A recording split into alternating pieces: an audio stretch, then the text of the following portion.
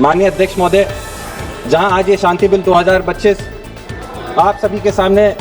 Nuclear sector में 1962 के बाद सबसे बड़ा रिफॉर्म कहा जा रहा है, लेकिन असलियत ये है कि आज लोगों के, जनता के साथ जिस तरीके के उनकी सुरक्षा के साथ कॉम्प्रोमाइज़ तथा जिस तरीके से विदेशी कंपनियों को एक रेड कारपेट देने का काम ये सरकार कर रही है, और इन सबसे बड़ी बात, जिस तरीके से भारतीय जनता पार्टी सरकार खुद अपने किए हुए बातों को और अपनी की गई बातों जो इस सदन में की गई थी उनसे यू टर्न लेने का काम कर रही है। विधेयक आज उन सभी बातों को दर्शाता है। सीधे तौर पे देश की सच्चाई, विधेयक की सच्चाई है, उसके ऊपर चर्चा करूंगा। जहां 49% FDI अलाउ किया जा रहा है, वहीं पे सीधे तौर पे अमेरिका की बड़ी कंपनियां जैसे Washington house, French company Areva, इन सभी कंपनियों को देश में लाने का प्रयास किया जा रहा है। मैं सरकार से पूछना चाहता हूं कि आज अगर हम लोग 49% से 100% तक का FDI अलाउ कर रहे हैं, तो प्रधानमंत्री जी द्वारा जो मेक इन इंडिया की बात की जाती थी, उस बात का क्या हुआ? आज इतने बड़े प्रोजेक्ट्स के अंदर अगर हम लोगों को लेनी है तो हम लोग कुशल उन लोगों से सुझाव ले सकते हैं, लेकिन जिस तरीके से मैन्युफैक्चरिंग और सप्लायर्स को इस विधेयक में पूरी तरीके से कैप देने की बात की जा रही है, इसका भी मैं विरोध करता हूँ। अध्यक्ष महोदय, supplier liability cap, operation insurance coverage, जहां 1500 करोड़ का पर इंसिडेंट दिया जा रहा है, लेकिन अगर आप फुकुशिमा दाकेशिनी का त्रासदी देखें तो जापान में जो त्रासदी हुई थी उस समय पे लगभग $1 ट्रिलियन यानी कि 82 लाख करोड़ रुपए का खर्चा सरकार को देना पड़ा था इतनी बड़ी त्रासदी से निपटने के लिए। वहीं पे सरकार इस समय पे 1500 करोड़ रुपए या उतने तक की अगर लायबिलिटी को कैप करने का काम कर रही है, कहीं ना कहीं सप्लायर को बचाने की बात सीधे तौर पर की जाती है। अध्यक्ष महोदय, वहीं पे आपने देखा होगा, आपको याद होगा चेरनोबिल का जहाँ पे न्यूक्लियर डिजास्टर हुआ था, उसको क्लीन अप करने के लिए जहाँ $700 बिलियन का लॉस सरकार को झेलना पड़ा था, उस सबसे बड़ा मैं मानता हूं आज जिस चीज को हम आज सब झेल रहे हैं, पर्यावरण का नुकसान। न्यूक्लियर डिजास्टर के अंदर एक सबसे बड़ी चीज जो दशकों तक हमने देखी है, जिसका नुकसान हम लोगों ने देखा है, ह्यूमंस को, लोगों को झेलना पड़ता है, वो है डिजास्टर के बाद एनवायरमेंट का नुकसान, जानवरों का जो होता है उनको नुकसान, और किस तरीके से आने वाले समय पे आपने देखा है कि समुद्रों के अंदर भी जो न्यूक्लियर वेस्ट होता है उसको छोड़ के जो समुद्र के जनजीवन होता है उसको भी सीधे तौर पे नुकसान पहुंचाया जाता है।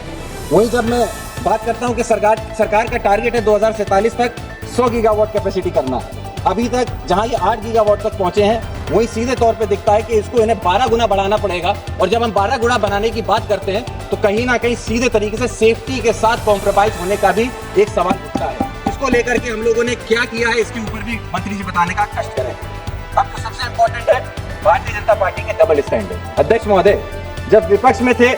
तब ये कहते थे कि ये लोग अब क्या ट्रंप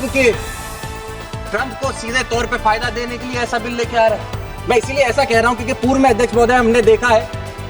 कि अमेरिका की तरफ से जो टैरिफ हम लोगों के ऊपर लगाया गया, उसके बाद जिस तरीके का दबाव भारत सरकार के ऊपर बनाया गया, क्या कहीं अंदरूनी तौर पे भारत सरकार ये तो नहीं सोच रही कि ये रेड कारपेट देकर कंपनियों को, अमेरिकी कंपनियों और फ्रेंच कंपनियों को फायदा देकर जिस तरीके का टैरिफ का दबाव ट्रंप बना रहे हैं, उसको कहीं ना कहीं खत्म करने का प्रयास ये सरकार भी अंदरूनी तौर पे कर रही है, ऐसा हम लोगों को दिखाई देता है। साथ ही में मैं आपको बताना चाहूंगा कि 2010 में डॉक्टर मनमोहन सिंह जी की सरकार ने जब civil liability of nuclear demand act लेकर आए थे, तो इसमें बीजेपी ने जमकर विरोध किया था। स्वर्गीय अरुण जेटली जी, जो उस समय में राज्यसभा के ऑपोजिशन के लीडर थे, उन्होंने 30 अगस्त 2010 में पार्लियामेंट में यह कहा था कि ऑपरेटर का राइट ऑफ रिसोर्स किसी रिटन एग्रीमेंट पर डिपेंड नहीं हो सकता है। अगर इक्विपमेंट में पेटेंट या लेटेंट डिफेक्ट हो तो सप्लायर की लायबिलिटी होनी चाहिए। इसमें आपको क्लॉज 17B की यूटिलिटी को सप्लायर डिस्ट्रॉय नहीं कर सकता। तो क्या जो उस समय पे 2010 में जेटली जी ने बात की थी, आप उसको भूल गए? अध्यक्ष महोदय, मैं जल्दी खत्म करना चाहता हूँ, बहुत सारे विषय हैं। मैंने आपको कहा कि हम लोग बहुत कम विषय पे चर्चा कर रहे हैं। मेरे साथ कई सारे मेरे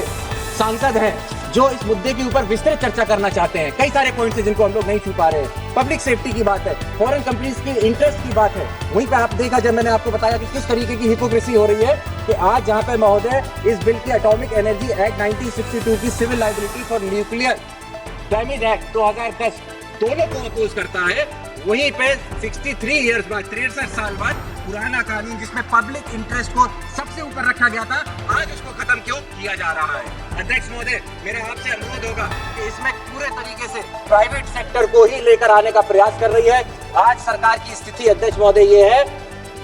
पूरे तौर पे अपने लबो-लुबाब इस